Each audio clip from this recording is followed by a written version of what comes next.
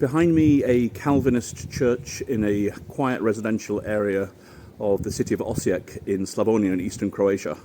An unlikely place, perhaps, for a quite interesting piece of history regarding Queen Elizabeth II, God rest her soul. And this is where her great-grandfather, Franz von Teck, who was born in Osijek, he was an Austrian nobleman, was born in 1837, and this is where he was baptized. Let's go and have a look inside. First, we are here in Osijek. Osijek's part of the city is Redfala. That was the Hungarian part of this part of the city. This is a Reformed church, which is 250 years old this year. We are in this beautiful place. These nice pictures on a wood are extremely valuable heritage. What was made from that carpenter, Ostalos Botos János, more than 200 years ago. This church is now with 100 members, and what is very important, that's the place where the great-grandfather of Queen Elizabeth was baptized. First of all, are they, your congregation all Hungarian, ethnic Hungarian, or a mixture of? Most of them are Hungarians, and we have some Croatian congregations, and we have a Czech congregation. Okay. They are a Hussite, if you know who Hussites, they are. yeah. And your name is, and your title? I am Peter Szen, Bishop of the Reformed Croatian Calvinist Christian Church. For the whole of Croatia? Yes. Okay. And so what can you tell us about Franz von Teck, and do you know whereabouts the baptism would have taken place? Normally in the middle of the church, okay. because that is the place from the liturgy. We know that always the Holy Scriptures, the Word of God, is in the middle of the liturgy, and that is the center of the happening of our every church services. Perfect. And what is very interesting, they was not reformed. They was Lutheran. But in that time, there was no Lutheran church, evangelical church here in Osijek. After that, they built in Jäger's Street, and there is an excellent and beautiful Lutheran evangelical church. And probably that's the reason why they came here to baptize the child. Very, very interesting. It's interesting because that is the proof of the brotherhood between the Lutheran and the Calvinist churches. Fantastic. And now I understand that you have a bowl which was used at the time, probably for those... Perhaps, yeah. And so it could have been used for the christening, but we can't actually see that today because... Yes, because there are technical problems. Some technical issues. So the historic bowl is just behind this door, but Father Peter, we're having some issues here. No, it's not moving. Okay. That's really, really fascinating. I'm really grateful to you for giving us the time and for showing us. And we have a photocopy of the picture from the matricula. This is the birth certificate? Yes, but that is just a photocopy of that. Okay. I didn't know that's here.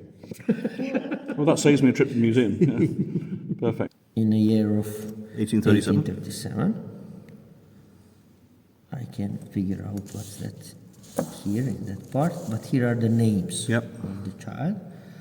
Ferenc, Pál, Károly, Lajos, Sándor. That is an Hungarian. Francis, Paul, Charles, Louis, and Alexander. His birth here has a prince, family, and he is a Lutheran. It's 27th of August. 27th of August, 1837. Yes. You have a whole piece of history there for you, sir. Fantastic. That's wonderful. Thank you very much indeed. You are welcome. What a lovely man, and it was very, very grateful at very short notice that he agreed to show us everything. Although the bowl was hidden behind this locked door, thanks to the Osijek Baranja Tourist Board, we managed to get up a couple of photographs, and this is what it looked like. It isn't confirmed that this was one that was used, but it was used at that time. And this is only part of British royal history in eastern Croatia.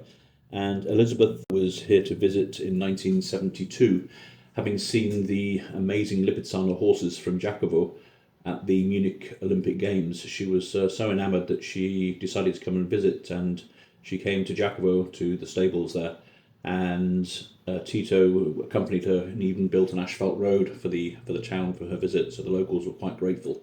And this is an absolute must-see when you come to eastern Croatia.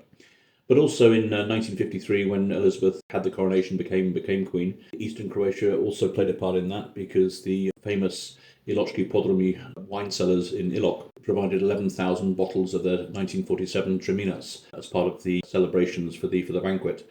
And you can still buy the 1947. There's about 30 or 40 bottles left, I think. The price used to be €7,500. I think it's come down to about 4,000 now. But also you have there the wines, the same Treminas were served at the weddings of Prince Harry and also Prince William. And here I am a few years ago holding 3 bottles, one from the coronation and one from each of the weddings of the 2 sons. And there's a really quirky thing there as well. If you go into the cellars, you'll find very, very dusky cellars with all the historic bottles, and then one little corner with about 200 shiny bottles, which apparently belong to Meghan and Harry. Or do they? Because they were ordered by Buckingham Palace, and nobody's quite sure who are the rightful owners these days. Charles and Camilla also came to visit a few years ago to Osijek, and when King Charles's coronation took place, the British Embassy decided to hold it in Osijek as well. So there is quite a strong British royal tradition here in the East. And if you want to reminisce and catch up and see a very random place, complete with photographs of Queen Elizabeth aged 17 and a man who can talk about the royal family all day, then I highly recommend you check out the White Boar, which is an authentic English pub in a field in the middle of nowhere near Vinkovci, run by Yorkshireman Steve Gaunt. An absolutely fantastic place, and a lot of royal stories to be heard there as well. Franz von Teck married Princess Mary in 1866, and a year later they welcomed their daughter, also called Mary, who went on to marry King George V and become Queen Mary. And they had 2 sons, King Edward VIII, who abdicated, and King George VI, who was monarch until 1952, until his daughter Queen Elizabeth II came to the throne.